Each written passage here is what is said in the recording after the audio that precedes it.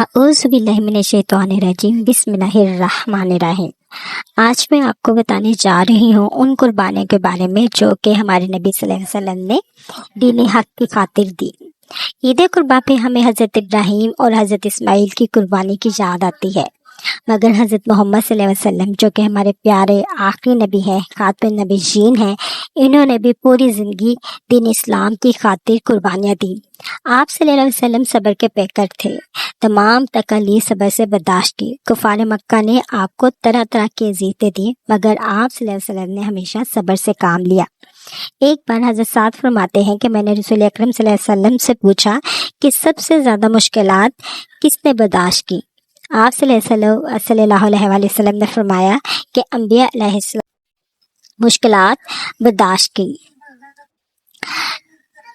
آپ صلی اللہ علیہ وسلم نے فرمایا کہ دین دار بندہ جتنا زیادہ ہوگا اس کی آزمائش اتنی ہی سخت ہے، اس کا امتحان لیا جاتا ہے اللہ تعالیٰ کی طرف سے کہ وہ اس امتحان میں کامیاب ہوتا ہے کہ نہیں۔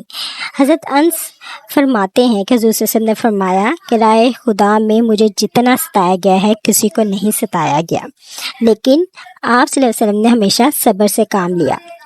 ایک بار حضرت محمد صلی اللہ علیہ وسلم نماز پڑھ رہے تھے تو سجدے کی حالت میں کفار مکہ نے ان کے شان اقدس پہ اوجڑی رکھ دی اور پھر وہ ہنسنے لگے۔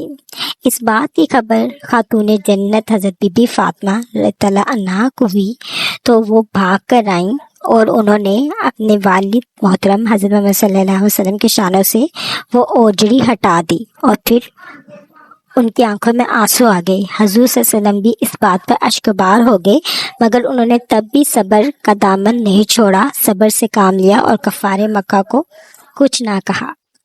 اسی طرح جس طرح ہمارے نبی صلی اللہ علیہ وسلم نے دین اسلام کی خاطر بہت قربانیاں دی ہیں، ہمیں بھی صبر سے کام لینا ہے۔